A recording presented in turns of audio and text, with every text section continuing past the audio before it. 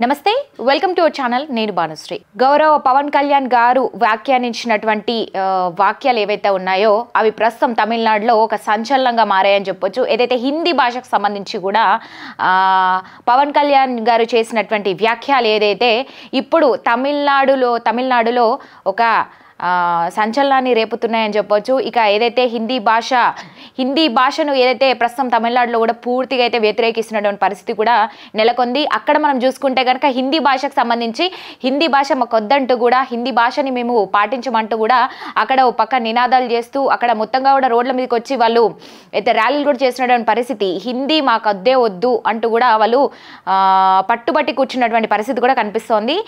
అయితే పవన్ కళ్యాణ్ గారు మొన్న జరిగినటువంటి పిఠాపురంలో ఏదైతే సభ జరిగిందో 12 సంవత్సరాల జనసేన ఆవిర్భావ దినోత్సవం ఏదైతే జరిగిందో ఆ సభలో కూడా పవన్ కళ్యాణ్ గారు ఒక మాట మాట్లాడడం అయితే జరిగింది తమిళనాడు వాళ్ళు హిందీని వ్యతిరేకిస్తున్నారు హిందీ లాంగ్వేజ్ మాకు వద్దంటూ కూడా చెప్తున్నారు కానీ డబ్బు కోసం ఎంత స్వార్థపరులు కాకపోతే డబ్బు కోసం తమిళ సినిమాలని హిందీకి డబ్ చేస్తున్నారు కానీ అలా డబ్బు గురించి వాడుకుంటున్నారు కానీ హిందీ భాషకు వచ్చేసరికి మాకు హిందీ వద్దంటూ కూడా వ్యతిరేకిస్తున్నటువంటి పరిస్థితి ఉంది ఇది ఎంతవరకు న్యాయం అంటూ కూడా ఓ పక్క పవన్ కళ్యాణ్ గారు వ్యాఖ్యానిస్తున్నటువంటి పరిస్థితి కూడా ఉంది ఇక దీనికి అక్కడ ఉన్నటువంటి తమిళనాడు సీఎం కావచ్చు ఇక డిఎంకే అక్కడ వాళ్ళేం స్పందించారు ఒకప్పుడు పవన్ కళ్యాణ్ గారు అంటే బీజేపీలోకి రాకముందు ఏ విధంగా మాట్లాడారు హిందీ గో బ్యాక్ అని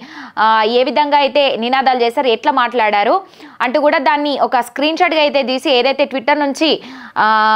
స్క్రీన్ షాట్ తీసి కూడా అది పోస్ట్ పెట్టి దానికి కౌంటర్గా కూడా మాట్లాడుతున్నటువంటి పరిస్థితి కూడా ఒక పక్క ఏర్పడిందని చెప్పాలి బీజేపీలోకి రాకముందు పవన్ కళ్యాణ్ ఏ విధంగా మాట్లాడారు ఇప్పుడు వచ్చిన తర్వాత హిందీ భాష గురించి ఏ విధంగా మాట్లాడుతున్నారంటూ కూడా వీళ్ళు పక్క కౌంటర్ ఇస్తున్నటువంటి పరిస్థితి మరో పక్క పవన్ కళ్యాణ్ గారేమో హిందీ అని కాదు భారతదేశంలో ప్రతి లాంగ్వేజ్ని కూడా మనం నేర్చుకోవాల్సి ఉంటుంది అందరూ కూడా పాటించాలి అన్ని భాషలు మనం నేర్చుకొని తీరాలంటూ కూడా ఒక పక్క పవన్ కళ్యాణ్ గారు కూడా చెప్తున్నటువంటి పరిస్థితి కూడా ఉంది అంటే ఒక పక్క తమిళనాడుకి జనసేనకి మధ్య కూడా ఒక వివాదం అనేది అయితే కొనసాగుతుందని కూడా మనం చెప్పుకోవచ్చు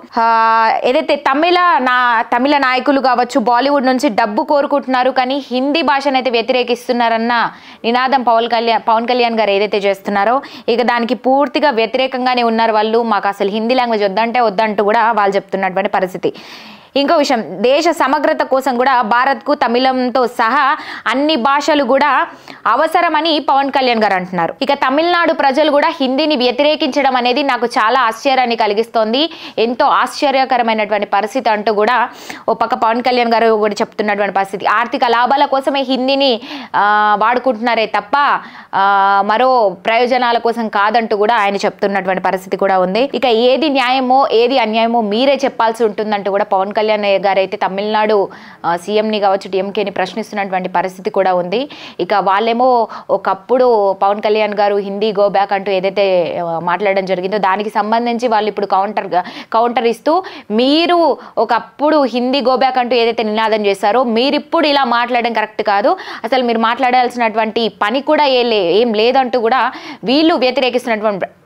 వ్యతిరేకిస్తున్నటువంటి పరిస్థితి అంటే ఒకరికి మధ్య కూడా ఇటు జనసేన అధినేత అయినటువంటి పవన్ కళ్యాణ్ గారికి మధ్య అదేవిధంగా అటు తమిళనాడు డిఎంకేకి ఇద్దరికి ఒక వివాదం కొనసాగుతోంది ప్రస్తుతం